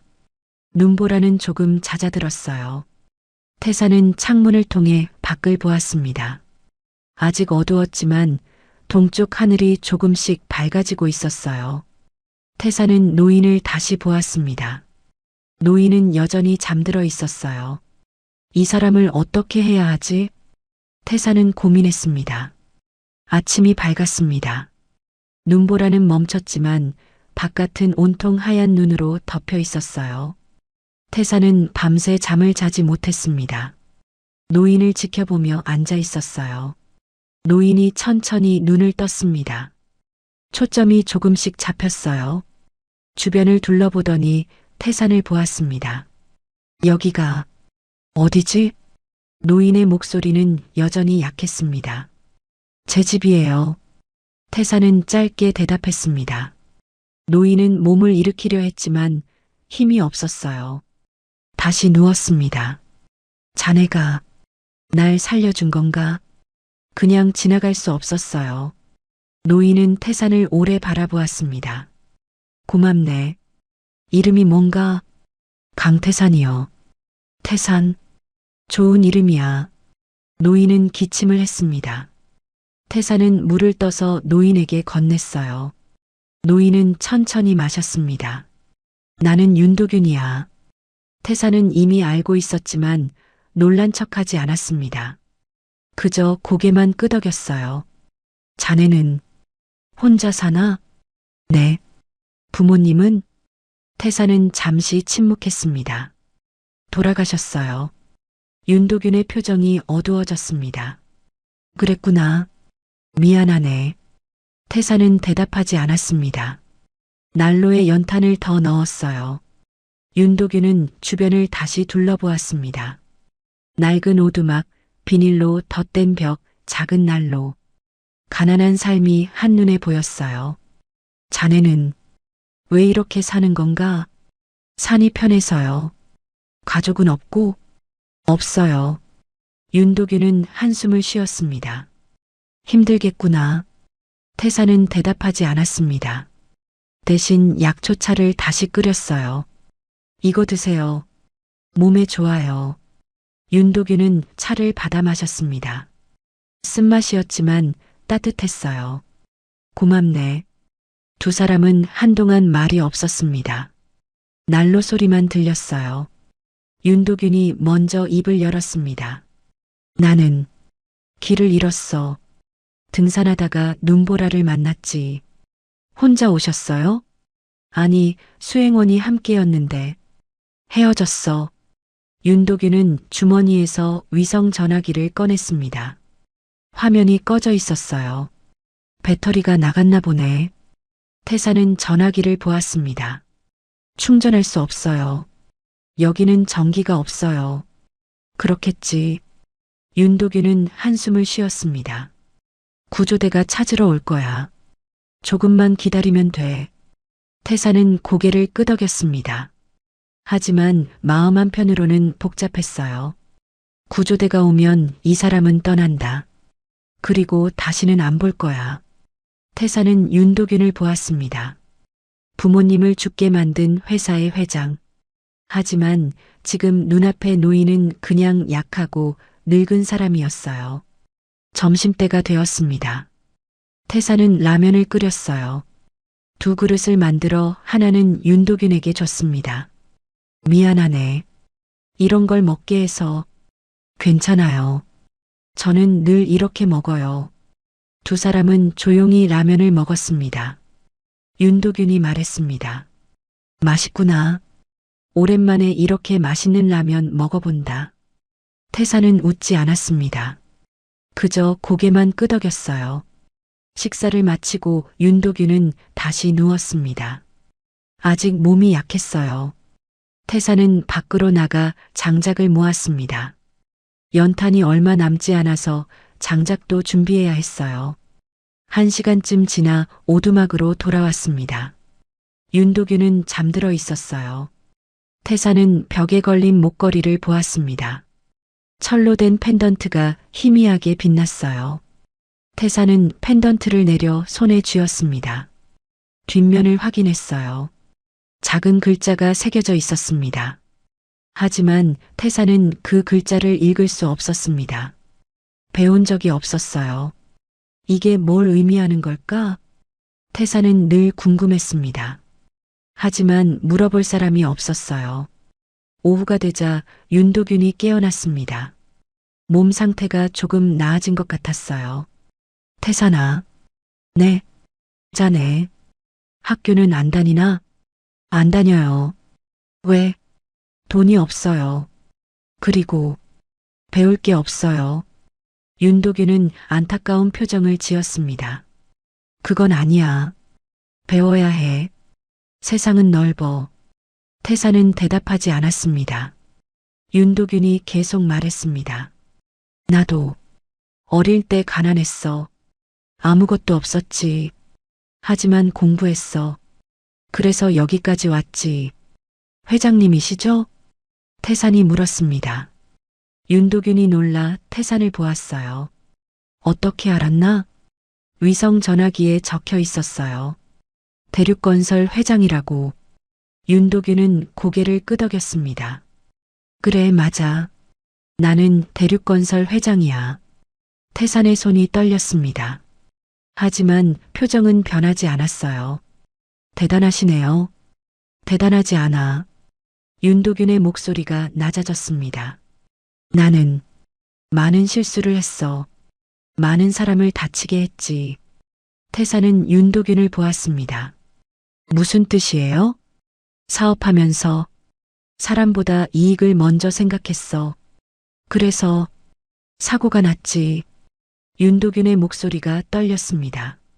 사람들이 다쳤어. 죽기도 했어. 내 잘못이야. 태사는 숨을 죽였습니다. 부모님 이야기를 하는 걸까? 후회하세요? 매일 후회해. 하지만 돌이킬 수 없어. 윤도균은 눈을 감았습니다. 미안하다는 말로는 부족하지. 하지만 그것밖에 할 수 없어. 태사는 아무 말도 하지 않았습니다. 허리에 찬 칼을 만졌어요. 이 사람을 정말 살려야 하나? 태사는 여전히 확신이 없었습니다. 저녁이 되었습니다. 태사는 약초를 더 달여 윤도균에게 주었어요. 윤도균의 몸 상태는 조금씩 나아지고 있었습니다. 이 약초는 어디서 구하나? 산에서 캐요. 할머니한테 배웠어요. 할머니? 마을 구멍가게 할머니요. 저를 키워주셨어요. 윤도균은 고개를 끄덕였습니다. 좋은 분이시구나. 태사는 대답하지 않고 약초를 계속 다렸습니다. 윤도균이 희미하게 중얼거렸습니다. 미안하다. 태산이 돌아보았습니다. 뭐라고 하셨어요? 아니야. 그냥 혼잣말이야. 윤도균은 눈을 감았습니다. 힘들어 보였어요. 태사는 윤도균을 보며 생각했습니다. 이 사람은 정말 후회하고 있는 걸까? 아니면 그냥 살기 위해 하는 말일까? 밤이 깊어갔습니다. 난로에 불이 타닥거렸어요. 태사는 창밖을 보았습니다. 달빛에 눈이 반짝였어요. 그때 밖에서 소리가 들렸습니다. 발자국 소리였어요. 태사는 귀를 기울였습니다. 분명 사람이었습니다. 누구세요? 태산이 문 쪽으로 다가갔습니다. 문이 열렸습니다. 검은 패딩을 입은 남자가 들어왔어요. 50대쯤 되어 보이는 남자였습니다. 회장님, 여기 계셨군요. 남자는 윤도균을 보며 다가갔습니다. 하지만 표정은 차갑고 눈빛은 냉랭했어요. 윤도균이 눈을 떴습니다. 상구야, 왔구나. 네, 회장님. 찾느라 고생했습니다. 최상구는 윤도균 곁에 무릎을 꿇었습니다. 하지만 진심으로 걱정하는 것 같지 않았어요. 최상구는 태산을 보았습니다. 너는 누구냐? 저는 여기 사는 사람이에요. 회장님을 구해준 거냐? 네. 최상구는 태산을 위아래로 훑어보았습니다. 무시하는 눈빛이었어요. 애야, 비켜. 너 같은 애가 손 떼면 문제된다. 태산은 움직이지 않았습니다. 지금 움직이시면 안 돼요. 회장님은 아직 약하세요. 최상구가 비웃었습니다. 내가 판단할 일이야. 비켜. 최상구는 태산을 밀쳐냈습니다. 태산은 뒤로 비틀거렸어요. 최상구는 윤도균을 일으키려 했습니다. 회장님, 일어나시죠. 헬기가 대기 중입니다. 윤도균은 고개를 저었습니다. 아직 힘들어. 조금만 쉬자. 안 됩니다. 빨리 가셔야 합니다. 최상구의 목소리는 강압적이었습니다. 태산은 이상함을 느꼈습니다. 최상구의 태도가 수행원 같지 않았어요. 오히려 윤도균을 대하는 태도가 무례했습니다. 최상구는 주머니에서 작은 기계를 꺼냈습니다. 위성 전화기였어요. 밖으로 나가 통화를 시작했습니다. 태산은 문틈으로 엿들었습니다. 네, 찾았습니다. 하지만 아직 살아있어요. 최상구의 목소리가 낮고 차가웠습니다. 네, 내일 아침 기사 나가면 끝입니다. 회장 실종, 산에서 저체온으로. 태산은 숨이 멎는 것 같았습니다. 애 하나 있는데 문제 없습니다. 처리하면 돼요. 태산의 등에 식은 땀이 흘렀습니다. 저 사람, 회장님을 죽이려는 거야? 최상구가 통화를 끝내고 안으로 들어왔습니다. 태산은 재빨리 난로 앞으로 갔어요. 최상구는 윤도균을 보며 말했습니다. 회장님, 오늘 밤은 여기서 쉬시죠. 내일 아침에 가시면 됩니다. 윤도균은 고개를 끄덕였습니다. 그래, 고맙다. 최상구는 태산을 보았습니다. 애야, 너는 밖에 나가 있어. 여기 제 집인데요. 시끄러워. 나가. 최상구가 태산의 팔을 잡았습니다. 밖으로 끌어냈어요. 오늘 밤은 밖에서 자. 안 들어와도 돼. 하지만 닥쳐. 최상구는 문을 쾅 닫았습니다. 태산은 밖에 남겨졌어요. 밤은 추웠습니다. 태산은 오두막 문 앞에 섰어요.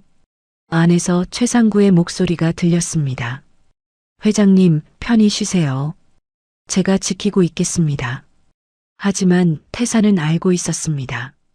최상구는 지키는 게 아니라 죽이려는 거였어요. 태산은 창문으로 안을 들여다보았습니다.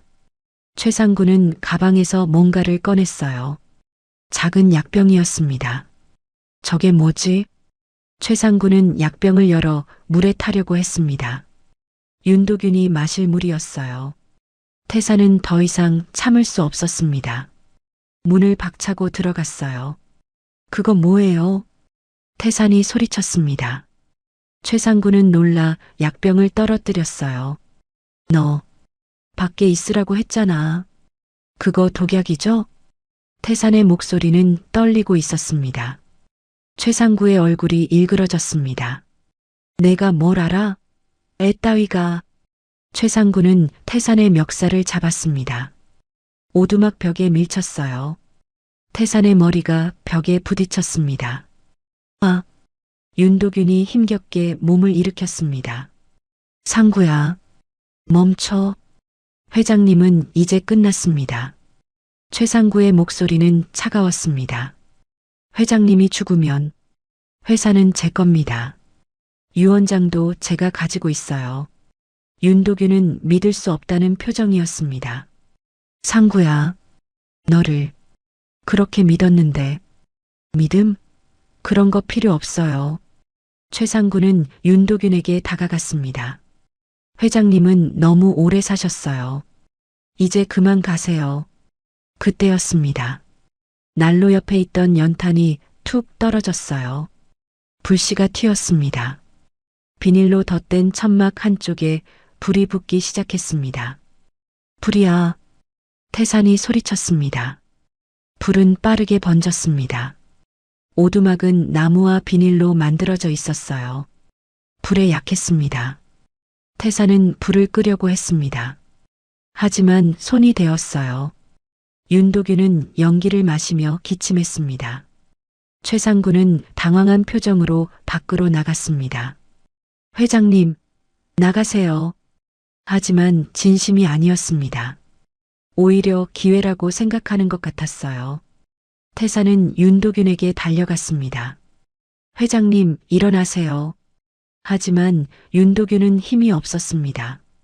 불은 빠르게 번졌습니다. 오두막 천장까지 불길이 치솟았어요. 연기가 가득 찼습니다. 숨을 쉬기 힘들었어요. 태산은 윤도균을 일으켰습니다. 힘을 다해 끌어안았어요. 회장님, 나가야 해요. 윤도균은 의식이 흐릿했습니다. 연기를 너무 많이 마셨어요. 태산은 윤도균을 업었습니다.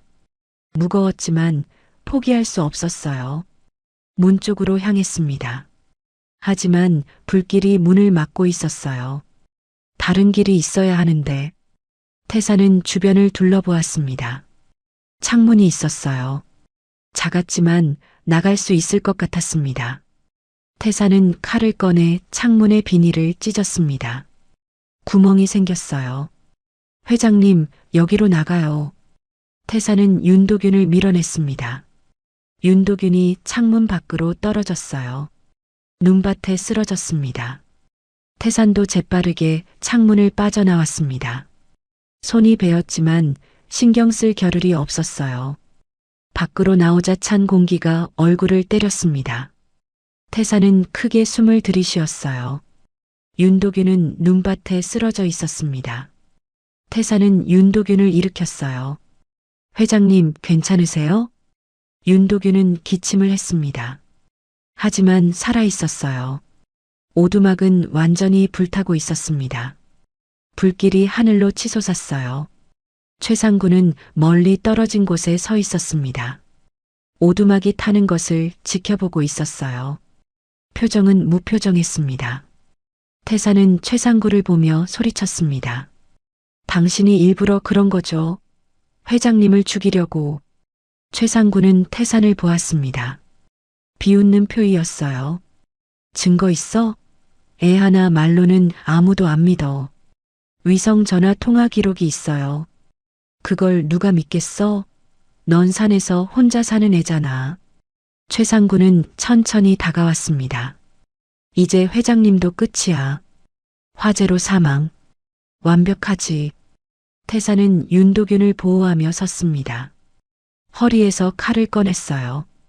가까이 오지 마세요. 최상구는 웃었습니다. 칼? 그걸로 뭘 할 건데? 최상구는 주머니에서 더 큰 칼을 꺼냈습니다. 등산용 칼이었어요. 내가 날 막을 수 있을 것 같아? 태산은 떨렸습니다. 하지만 물러서지 않았어요. 회장님은 제가 지킬 거예요. 웃기는 소리 하지 마. 최상구가 달려들었습니다. 태산은 옆으로 피했어요. 최상구의 칼이 태산의 팔을 스쳤습니다. 피가 흘렀어요. 아! 태산은 비틀거렸습니다. 최상구가 다시 달려들려는 순간 멀리서 목소리가 들렸습니다. 태산아! 복내 할머니였습니다. 산길을 올라오고 있었어요.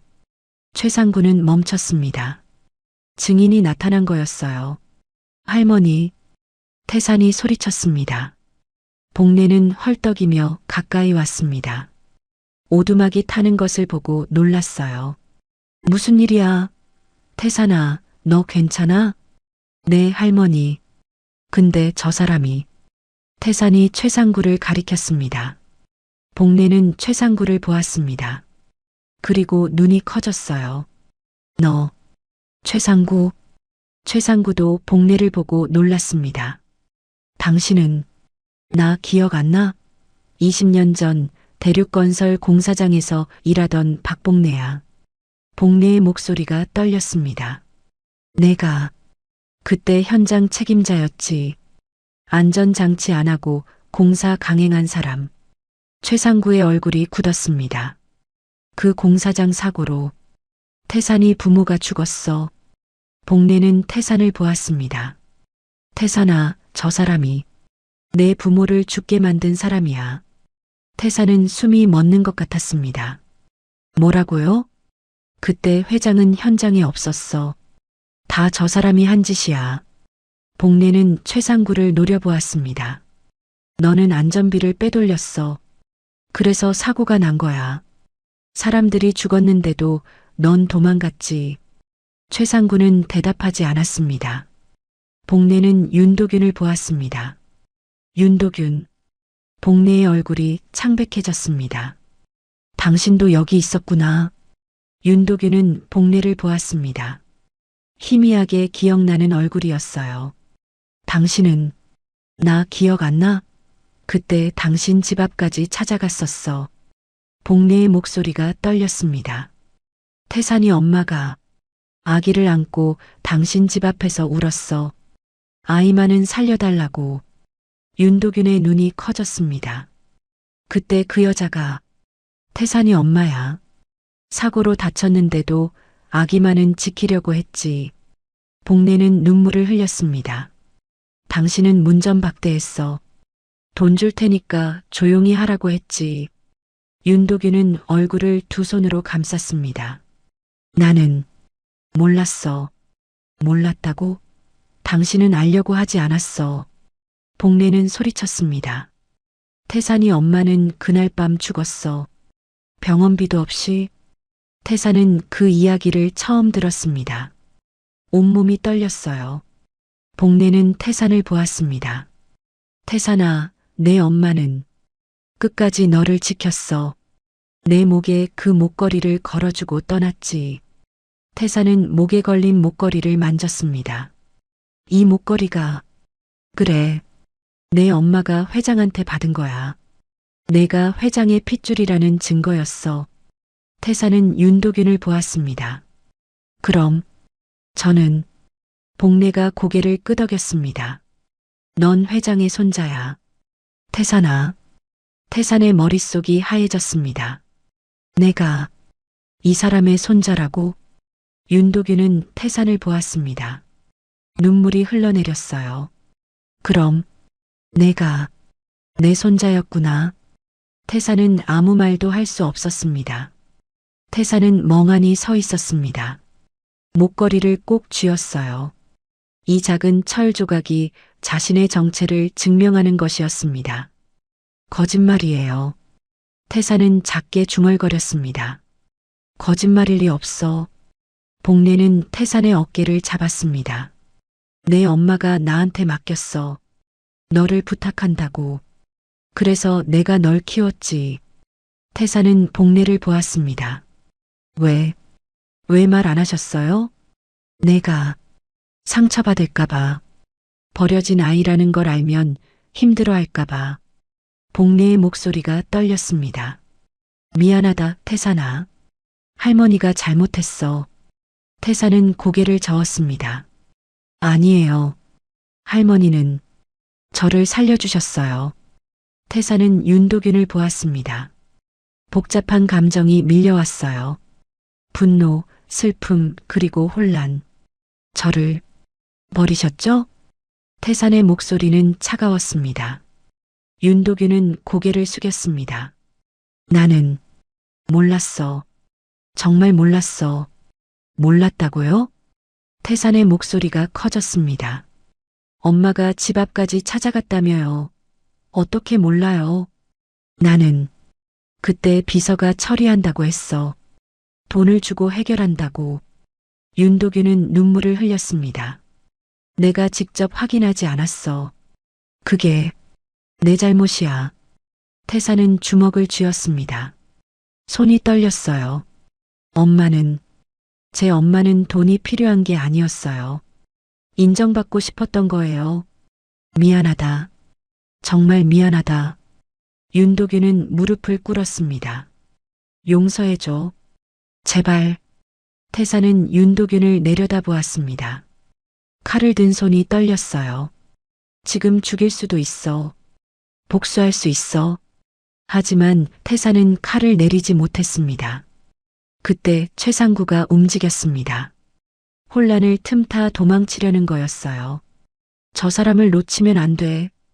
복내가 소리쳤습니다. 태사는 최상구를 향해 뛰었습니다. 최상구도 달렸어요. 눈밭에서 추격전이 벌어졌습니다. 최상구는 빨랐지만 태사는 산을 더 잘 알고 있었어요. 거기서 태산이 소리쳤습니다. 최상구는 뒤돌아보지 않고 계속 달렸습니다. 하지만 앞에 절벽이 있었어요. 최상구는 멈춰섰습니다. 뒤로 물러설 수밖에 없었어요. 꼼짝 마세요. 태사는 칼을 들고 다가갔습니다.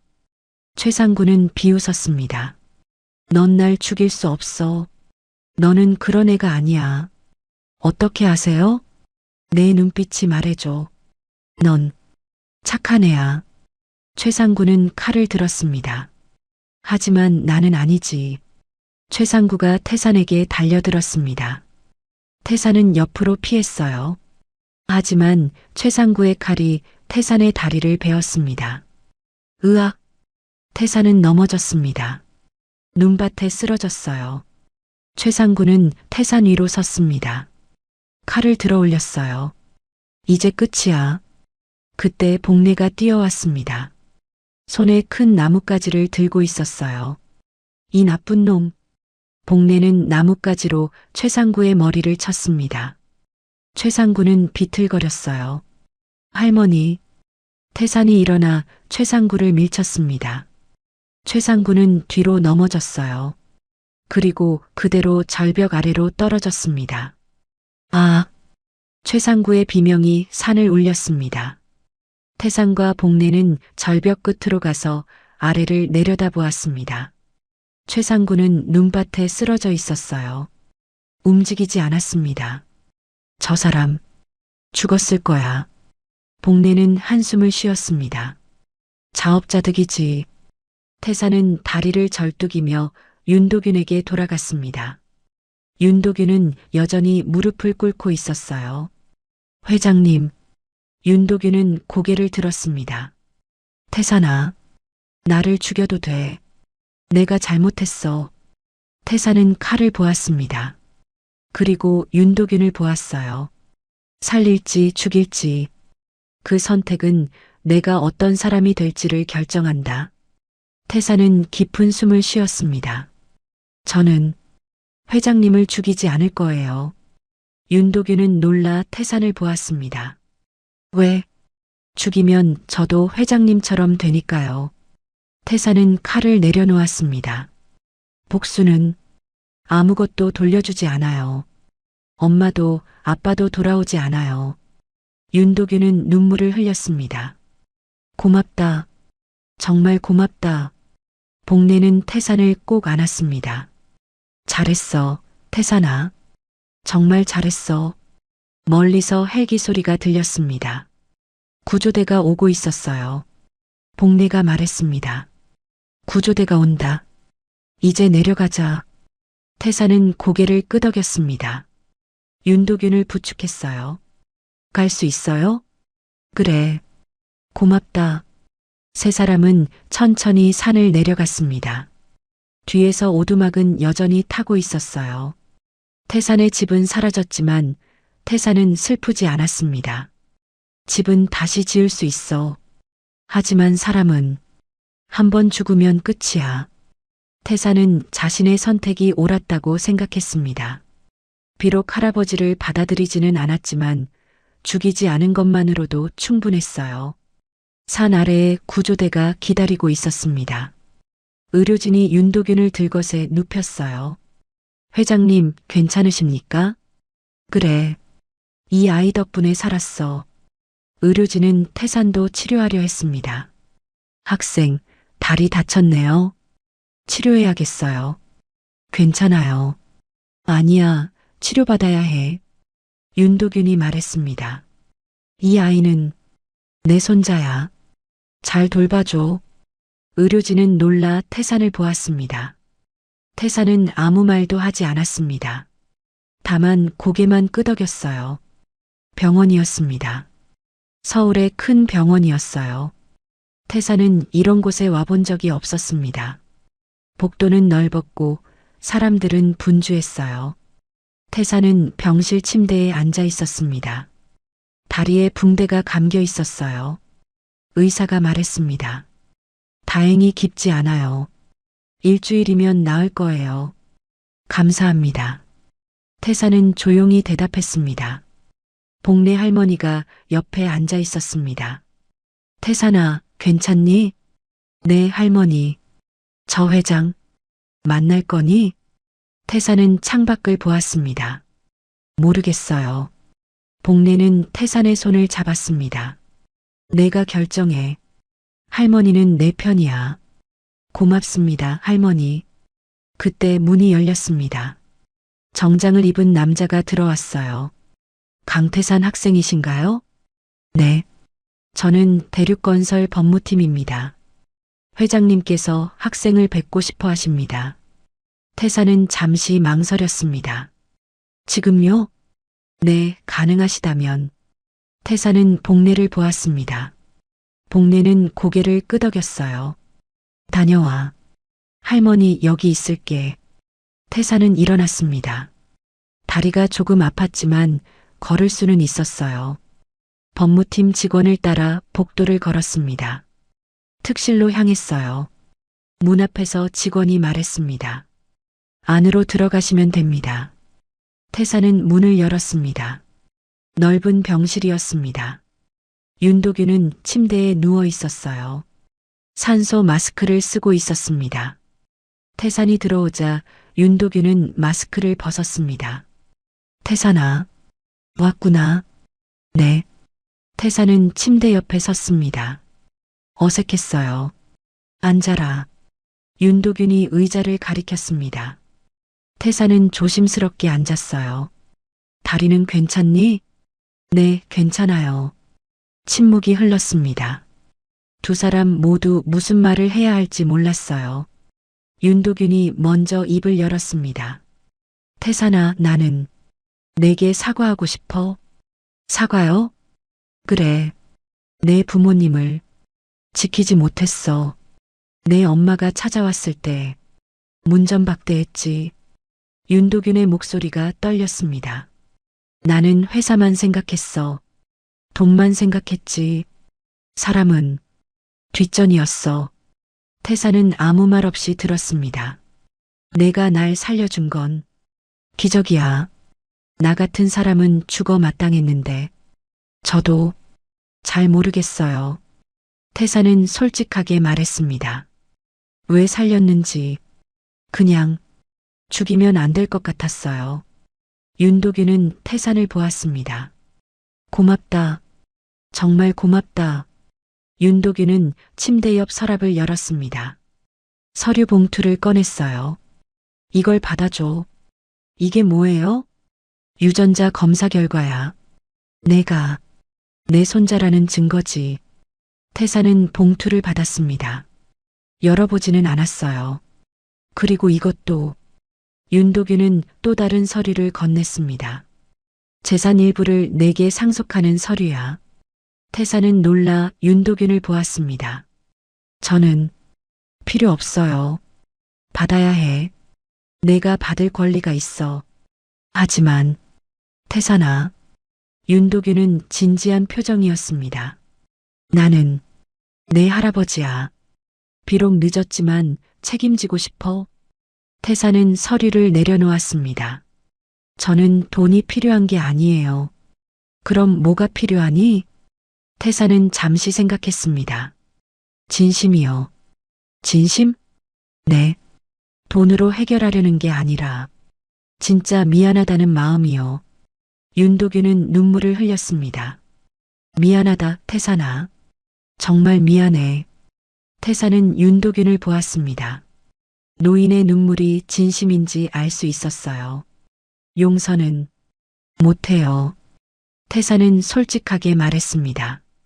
엄마가 얼마나 힘들었을지 생각하면 화가 나요. 그래, 당연하지. 하지만 죽이지 않은 건 후회하지 않아요. 윤도균은 고개를 끄덕였습니다. 고맙다. 그때 문이 열렸습니다. 경찰 2명이 들어왔어요. 윤도균 회장님이신가요? 그렇습니다. 최상구 씨 사건에 대해 조사하러 왔습니다. 윤도균은 고개를 끄덕였습니다. 알겠습니다. 모두 말씀드리겠습니다. 경찰은 윤도균에게 질문을 시작했습니다. 태사는 밖으로 나갔어요. 복도에서 태사는 생각했습니다. 이제 어떻게 되는 걸까? 며칠 후 뉴스가 떠들썩했습니다. 대륙건설 윤도균 회장 극적 구조, 수행비서 최상구 살해 미수 혐의로 조사, 20년 전 공사장 사고 재조명. 태사는 병원 텔레비전으로 뉴스를 보았습니다. 윤도균의 얼굴이 화면에 나왔어요. 기자가 물었습니다. 회장님, 손자를 찾으셨다는 게 사실입니까? 윤도균은 카메라를 보며 말했습니다. 네, 사실입니다. 그리고 국민 여러분께 사과드립니다. 윤도균은 고개를 깊이 숙였습니다. 20년 전 공사장 사고로 돌아가신 분들께 진심으로 사죄합니다. 저의 잘못입니다. 기자들이 플래시를 터뜨렸습니다. 보상은 어떻게 하실 계획이십니까? 유가족분들께 정당한 보상을 하겠습니다. 그리고 사고 원인을 철저히 조사해 책임자를 처벌하겠습니다. 태사는 텔레비전을 끄었습니다. 복례가 옆에서 물었습니다. 태사나 어떻게 할 거니? 모르겠어요, 할머니. 회장이 너를 서울로 데려가고 싶어 한대. 태사는 창밖을 보았습니다. 저는 산이 좋아요. 그래도 생각해봐. 학교도 다닐 수 있고 더 좋은 환경에서 살 수 있어. 태사는 고개를 저었습니다. 저는 할머니랑 있고 싶어요. 복례는 태산을 꼭 안았습니다. 고마워, 태산아. 석 달이 지났습니다. 봄이 왔어요. 산에는 눈이 녹고 새싹이 돋아나기 시작했습니다. 태산은 새로운 오두막에 살고 있었습니다. 윤도균이 지어준 집이었어요. 이전보다 훨씬 좋았습니다. 단단한 나무로 만들어졌고 난방 시설도 있었어요. 하지만 태사는 여전히 산에서 살았습니다. 서울로 가지 않았어요. 아침 일찍 태사는 약초를 캐러 산에 올랐습니다. 예전처럼 바구니를 들고 걸었어요. 산은 평화로웠습니다. 새소리가 들렸고 바람이 기분 좋게 불었어요. 약초를 캐다가 태사는 멈춰 섰습니다. 저 멀리 사람이 보였어요. 윤도균이었습니다. 지팡이를 짚고 천천히 걸어오고 있었어요. 회장님? 태산이 놀라 다가갔습니다. 여기 어떻게 오셨어요? 너 보러 왔지. 윤도균은 숨을 헐떡이며 말했습니다. 힘들지 않으세요? 괜찮아. 이 정도는 할 수 있어. 두 사람은 나란히 서서 산을 내려다보았습니다. 경치가 아름다웠어요. 태산아, 정말 서울로 안 올 거니? 윤도균이 물었습니다. 네. 저는 여기가 좋아요. 학교는? 마을 학교에 다니기로 했어요. 윤도균은 고개를 끄덕였습니다. 그래. 내가 원한다면. 죄송해요. 아니야, 미안할 것 없어. 내 선택을 존중해. 윤도균은 가방에서 작은 상자를 꺼냈습니다. 이거 받아줘. 이게 뭐예요? 열어봐. 태사는 상자를 열었습니다. 안에는 새 목걸이가 들어 있었어요. 금으로 만든 목걸이였습니다. 이건 내가 차고 있던 그 목걸이 기억하지? 내가 내 엄마에게 준 거였어. 네. 이건 새로 만든 거야. 똑같은 모양으로. 태사는 목걸이를 꺼내 보았습니다. 뒷면에는 글자가 새겨져 있었어요. 태산에게. 할아버지가. 태사는 목걸이를 보며 눈물이 났습니다. 고맙습니다. 나야말로 고마워. 내가 날 살려줘서. 두 사람은 한참을 말없이 서 있었습니다. 윤도균이 다시 입을 열었습니다. 태산아, 나는 법정에 설 거야. 법정이요? 그래. 20년 전 사고에 대해 내 책임을 인정할 거야. 태사는 윤도균을 보았습니다. 처벌받으실 수도 있어요. 알아. 하지만 해야 해. 그게 맞는 거야. 윤도균은 하늘을 올려다보았습니다. 너 때문에 배웠어. 돈이나 권력이 아니라 사람이 중요하다는 걸. 태사는 고개를 끄덕였습니다. 며칠 후 윤도균은 법정에 섰습니다. 뉴스는 또다시 떠들썩했어요. 윤도균 회장, 과거 공사사고 책임 인정. 유가족에게 정식 사과. 법정에서 윤도균은 고개를 깊이 숙였습니다. 저의 잘못입니다. 안전보다 이익을 우선시한 결과입니다. 돌아가신 분들께 진심으로 사죄합니다. 유가족들이 법정에 앉아 있었습니다. 어떤 사람은 울었고 어떤 사람은 고개를 끄덕였어요. 판사가 말했습니다. 피고인은 과거 사고에 대한 책임을 인정했습니다. 이에 따라 보상과 사회봉사 명령을 내리겠습니다. 윤도균은 판결을 받아들였습니다. 한 달 후 대륙건설은 큰 변화를 겪었습니다. 윤도균은 회장직에서 물러났어요. 회사는 새로운 경영진이 맡았습니다. 윤도균은 재산의 절반을 사고 유가족과 산골 마을에 기부했습니다. 학교를 짓고 병원을 세웠어요. 태산이 사는 마을에도 새 학교가 생겼습니다. 태산은 그 학교에 다니게 되었어요. 개학식 날 태산은 새 교복을 입었습니다. 낯설었지만 기분이 좋았어요. 복내 할머니가 태산을 배웅했습니다. 태산아, 잘 다녀와. 네, 할머니. 공부 열심히 해야 한다. 알았어요. 복내는 태산의 옷깃을 매만졌습니다. 너는 정말 대단한 아이야. 연탄처럼 말이야. 연탄이요? 그래.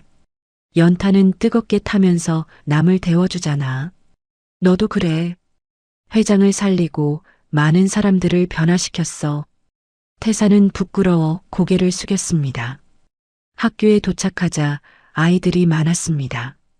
태사는 교실로 들어갔어요. 선생님이 태산을 보며 말했습니다. 강태산 학생이지? 여기 앉아. 태산은 자리에 앉았습니다. 옆자리 아이가 말을 걸었어요. 안녕, 나는 민수야. 나는 태산이야. 잘 지내자. 태산은 미소 지었습니다. 처음으로 친구가 생긴 것 같았어요. 수업이 시작되었습니다. 태산은 집중해서 들었어요. 배우는 게 재미있었습니다. 방과 후 태산은 산으로 올라갔습니다. 오두막으로 가는 길이었어요. 오두막 앞에 누군가 서 있었습니다. 윤도균이었어요. 회장님? 태산아, 왔구나. 윤도균은 손에 도시락을 들고 있었습니다. 이거 내 저녁이야. 할아버지가 직접 만들었어. 태산은 도시락을 받았습니다. 감사합니다. 맛없을 수도 있어. 할아버지 요리 실력이 형편없거든. 괜찮아요. 두 사람은 오두막 앞에 앉았습니다. 태산은 도시락을 열었어요. 김밥이 들어 있었습니다. 맛있어 보이네요. 정말? 태사는 김밥을 한 입 베어 물었습니다. 맛있었어요. 맛있어요. 윤도균은 환하게 웃었습니다. 다행이다. 두 사람은 나란히 앉아 김밥을 먹었습니다. 말은 많지 않았지만 편안했어요. 해가 지기 시작했습니다. 하늘이 붉게 물들었어요. 윤도균이 물었습니다. 태사나 나를 언젠가 할아버지라고 불러줄 수 있을까? 태사는 잠시 생각했습니다. 모르겠어요. 아직은. 그래, 괜찮아. 천천히 생각해. 하지만 태사는 윤도균을 보았습니다. 용서는 못해도 미워하지는 않아요. 윤도균은 눈물을 흘렸습니다. 고맙다. 그것만으로도 충분해. 창밖으로 눈보라가 멈춘 산이 보였습니다. 평화로웠어요. 태사는 생각했습니다. 나는 끝내 사람을 선택했다. 복수가 아니라 용서를, 죽음이 아니라 삶을 선택했다. 그 선택이 태산을 살렸습니다. 그리고 윤도균도 살렸어요. 태산은 처음으로 산이 아닌 세상 쪽으로 발을 내딛고 있었습니다. 귀한 시간 내어 이 영상을 함께 해주셔서 진심으로 감사합니다. 여러분의 한 번 시청, 한 줄 댓글이 저에게 큰 힘이 됩니다. 앞으로도 마음을 어루만지는 이야기로 보답드리겠습니다. 항상 건강하시고 따뜻한 하루 보내세요.